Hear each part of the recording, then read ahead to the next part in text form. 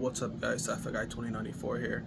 I got a really good one for you today, and I'm gonna try not to cry during this video. Now, I'm doing Vikings Season 4, episodes 11 through 20. And if you guys have seen it, then you know why I may get emotional and start crying. Okay, so Ragnar is back, okay, and he wants to get together this army to go back to Wessex because King Ecbert killed all the settlers. The only issue is that he's been gone for so long, people didn't even know he was alive anymore. He's back, but nobody trusts his leadership and his judgment, and they despise him for lying to them and not revealing what happened to the settlement in Wessex. But the people of Kattegat are more than happy to follow Bjorn Iron's side. So what happens is Ragnar gets these odds and ends of people. He basically has to bribe them with treasure from his previous voyages just to get men to come with him on these ships to sail back to Wessex to face King Ecbert. Okay, so Ragnar heads to Wessex while Bjorn has a very large army. Kattegat has become a great trading post of the Norsemen, right? So you have other people, other kings coming, and he's building an entire fleet, right? And his intention is to go to France to ask for safe passage from his brother, who is now a duke, Rollo, in order for them to get to the Mediterranean because they want to go to Spain. And Spain at this point is actually occupied and taken over by Muslims, right? So they're trying to go to France so that they can get safe passage, so that they can go to the Mediterranean and get to Spain because, again, they want to plunder and get riches and things like that. Whereas Ragnar is like, okay, he just wants to take a few bit of people and he wants to try to get to Wessex. And his plan is, it seems impossible because he's only got this small little crew of misfits. So it's like, okay, what is he going to do if he gets to Wessex to confront King Ecbert, right? He won't be able to do anything. His force is too small.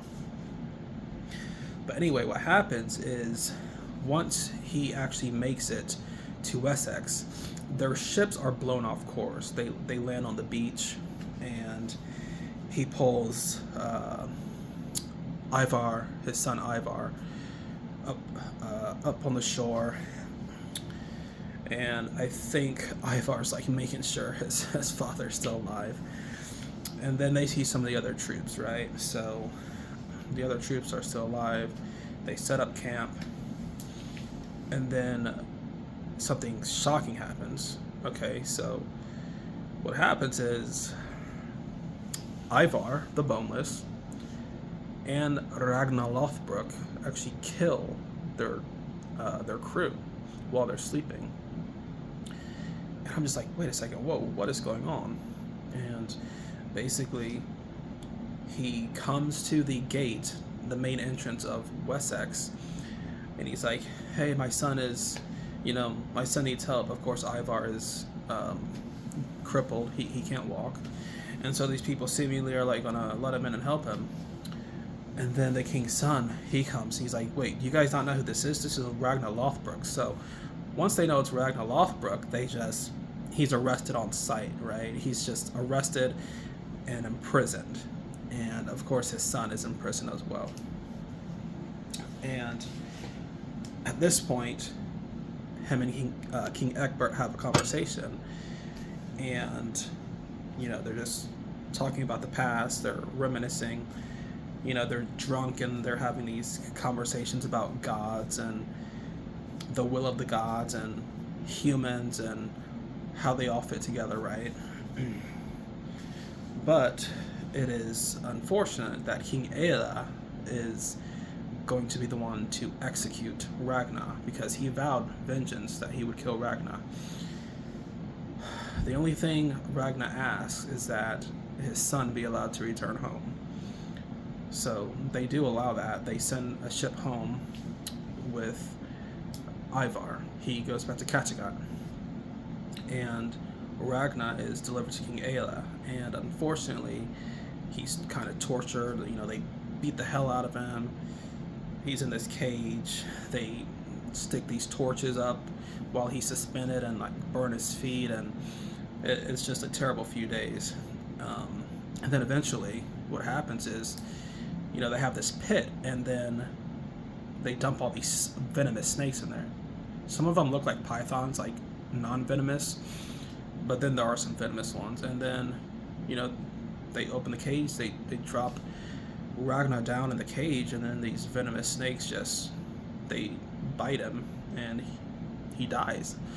And I'm just like, there's no freaking way. Like, this is how Ragnar dies. Like, he wanted to return to Wessex. He knew that they would take him and capture him and kill him. But I guess his overall plan was he wanted his sons to avenge him later on. So I was just shocked that he, not necessarily sacrifice himself because he was ready to die, because we saw earlier in the season, he took a rope and he put it up on a tree and he tried to off himself, which that didn't work out. So he wanted to die, and this was, I guess, just his will. He didn't blame anyone or the gods. It was just, it was his choice. That's how he wanted to leave this world. And him and Egbert were having this conversation about, he would talk about Valhalla and how the gods would accept him, but overall, he didn't believe any of it, because during the end, him and Egbert came to this understanding, and it's like Ragnar didn't really believe in the gods of Valhalla, and we don't know if he was truly a Christian either. We just don't know. It's so interesting. It's so fascinating. Him and King Egbert, even though they're enemies, they have mutual respect for each other, and they just have this whole philosophical conversation about gods and politics and men. It's just an incredible couple episodes leading up to his execution. But anyway, Ivar returns home, of course, and he's like, well, we need to lead this army to Wessex to get revenge for our father, which they eventually do, and they have a victory over the king of Wessex and Mercia, right? So once they return, King Egbert is like, just let me choose the manner in which I die, right? And he signs over some land to them. Unbeknownst to the Norsemen, he's actually rescinded his authority of the kingship. It was actually passed down to his son. So this document that he signed has no legal standing. They can't have land in Wessex because he wasn't the king. He doesn't have the power to grant them that. So he basically duped them. This guy's a political genius. And that's pretty much how that season ends. And of course, earlier they do show when Bjorn and his army make it to Spain, and there's Muslims praying and things like that. And of course, the Norsemen, they do terrible things. They're looking for treasure. But I thought this was a very powerful scene when the Norsemen come into this, I guess you could say it's a mosque or a temple of some sort, because this is a Muslim stronghold right now in Spain. The Muslims are basically occupying or taking over Spain at this point. And they're just like going to go in and kill all these people that are praying. And Floki's like, I forbid it, And they're like, Floki, like, what are you doing? When they first see him in there. But he's just so enamored by their devotion to their gods, and there's no symbols or anything. And he's like, wait, their god is invisible. Like, who are they praying to? So I thought that was interesting, even though Floki is fully devoted to the Norse gods. He seemed to have such respect for Muslims and their their worship to their god of Allah, and he didn't allow anybody to kill any of the worshippers. So I thought that was a nice scene, very powerful.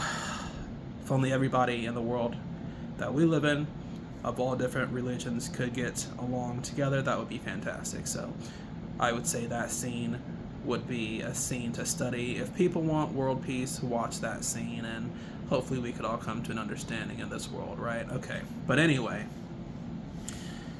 yeah, that is the end of season 4, in which they are in Bjorn's army defeats the army in Wessex, and then they're signed over some land, even though it was a farce because the king signed his kingship away to his son, but the Norsemen don't know that. So anyway, I just can't believe Ragnar Lothbrok died that way, but again, he chose to die. And you know, honestly, if I'm giving my honest opinion about Ragnar,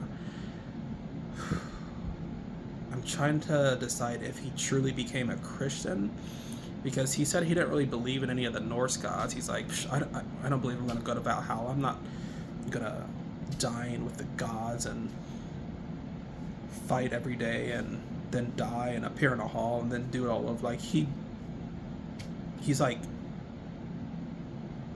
I don't know, like, his mind is open, or his heart is open through Athelstan, but he doesn't really even believe in the Norse gods anymore, which would be seen as heresy by Floki. But yeah, anyway, that's the way he chose to die. And again, super emotional moments with King Egbert and Ragnar.